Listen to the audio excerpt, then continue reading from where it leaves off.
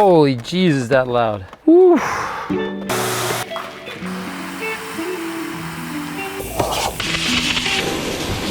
Oh. Yeah.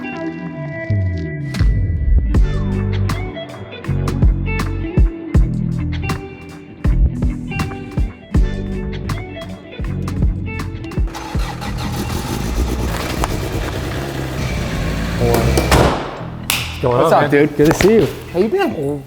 What? What is this? Rally car royalty is what we got going on right here. This car is a Group B homologation car. They had to make 200 cars to make this car eligible for World Rally. This isn't just any RS200. This is an RS200s. And what that means is this car has an extra 100 horsepower over a regular RS200. Just an extra 100. And the other thing is that really makes this particular car special is the vast majority of these cars were white. There were 2 cars produced in black. 1,600 miles on the clock. Wow. Original paint, a composite body, tube frame. You can still see the weave in it. Yeah, that's what I'm saying. Fully composite. This paint's gonna be a challenge. The car deserves it. The car deserves to have your touch. Agreed. I'm pumped. Again, my friend. You've done it. Thank you so much, This is gonna be awesome. Bright and early the next day, I wanted to take a closer look at the RS's condition, and man, does she need some love. The paint is really dirty and heavily swirled. The interior is dusty and in need of a shampoo. The wheels and suspension need some attention as well, so this is gonna require a few days for sure. Step 1 is pretty simple. Put her up on the lift and then power wash everything just to see what's going on in the paint.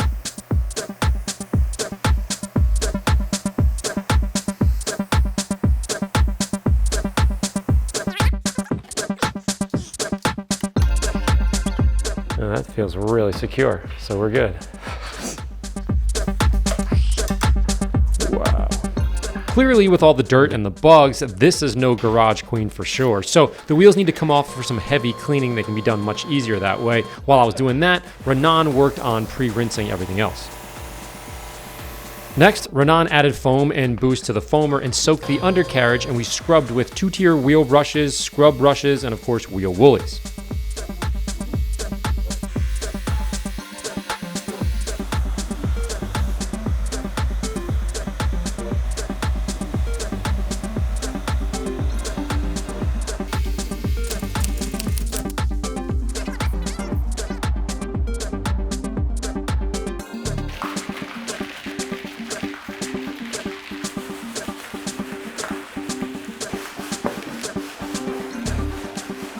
Check out the flat white bottom. You can really see and actually feel how strong the frame was on the RS from underneath. Pretty cool.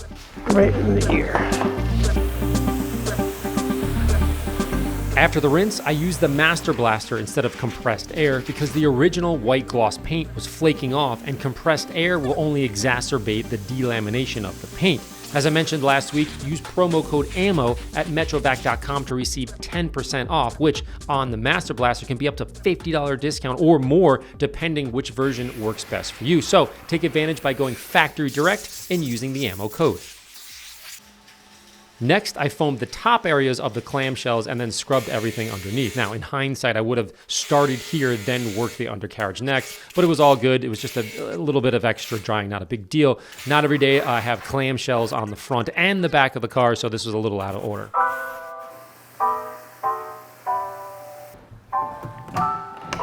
Okay. I repeated the same steps on the composite exterior paint that desperately needed some love as well.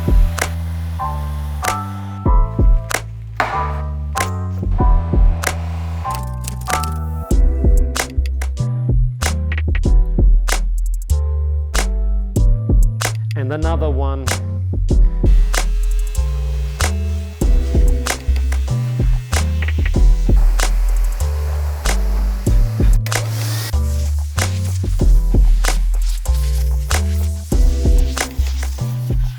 With everything now dry, I started the interior next to sort of give it ample time to evaporate, as it was clear it was going to need to be shampooed. But first I sprayed lather and then scrubbed with an interior brush to clean the sweaty and grimy driver's side door.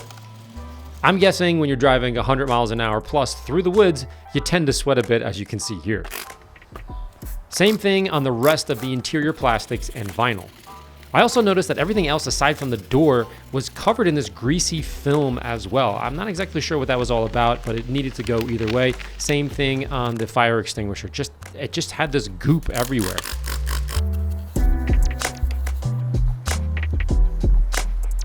For the fabrics, I put shag in an air diffuser, vacuumed first to minimize junk flying everywhere on the interior. Then I laid down a nice even layer of shag so that it could do its work and at the same time perk up the fibers before steaming the carpets with the ammo steam machine, then quickly following up with the steam vacuum to sort of suck all of that out. And you can just see the junk pouring out of the carpets in the process.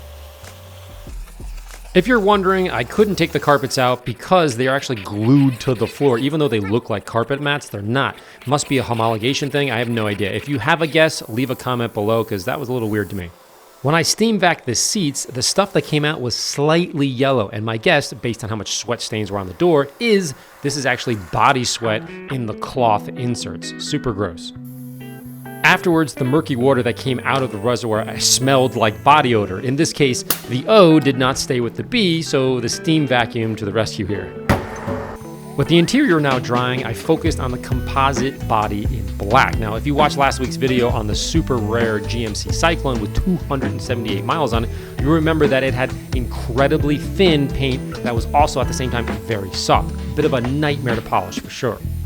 Now, this car has incredibly hard paint, a composite body, non-ferrous, so measuring it is not possible with my particular gauges. So in other words, I have no idea of the depth, and there are a ton of scratches in it, so this is gonna be super fun. With all that being said, because I'm now flying blind, quote unquote, with respect to the paint depth, and knowing composites will not transfer the heat from the pad across the paint evenly to disperse the byproduct, which is friction, right? So heat and friction, I am now using a slower method of one pad, one polish to slowly remove the swirls and increase the depth and overall shine. Unlike metal paint that I know is gonna disperse the heat a little bit more, I have a little bit more leeway, a little bit more time to polish. This case, I don't. Also take special notice that some of the paint is cracking as well. So going after the paint really hard could result in these paint chips just flying off. So we have to take our time here and just do one pad, one polish very slowly.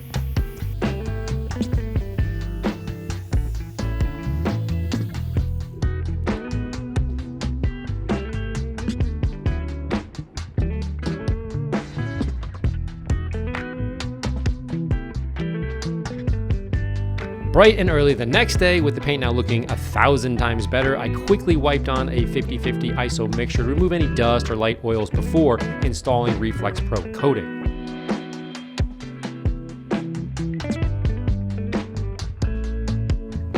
After about a minute or two in this particular case, based on the humidity, she started to rainbow, indicating it's now time to gently remove the top layer of coating. Be sure to thoroughly coat the panel with a thick layer before removing after the rainbow appears. Likewise, you can add multiple layers as well in the future. While Reflex Pro was curing, I cleaned the wheels with Plum and my various wheel brushes.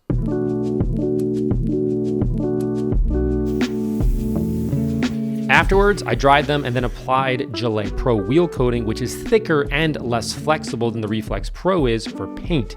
Now, this is gonna make wheel cleaning much easier in the future. My trick is for the barrels, I leave Gillette on it without removing it, especially if you layer it perfectly smooth, you don't wanna take it off. On the face, I put it on and then I remove it to make sure that it's super glossy. Now, the reason I do that is the barrels really get beat up, so I leave a thick coating on there so it's much easier to hit with the power washer while the wheel is still on the car. That's kind of my trick there.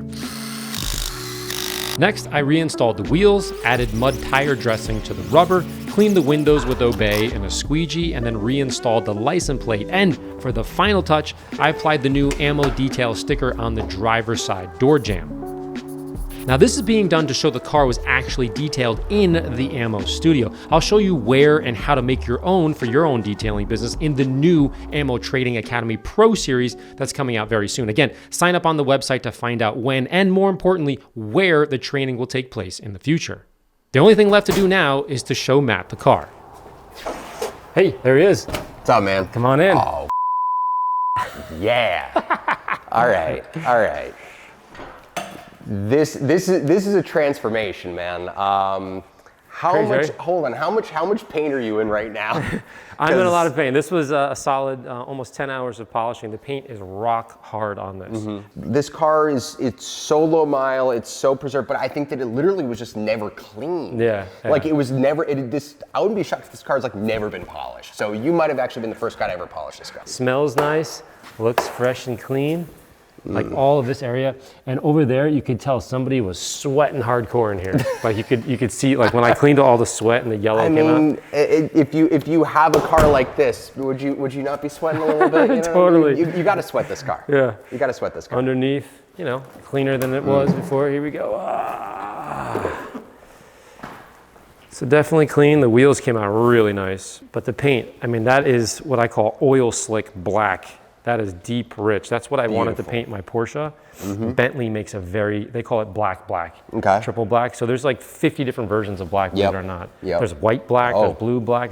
This is like, if oil were to come up from the ground, that's what this looks like. Yeah, it's drippy wet, looking fantastic the way that this car should look. Thank you so much for getting it there, man. I know that this wasn't easy, but you know, when you have something that's this rare, this special, this significant, you know, and only 2 in black, like it's not something that you send down to the guy on the corner, man. I appreciate it. This thing is awesome.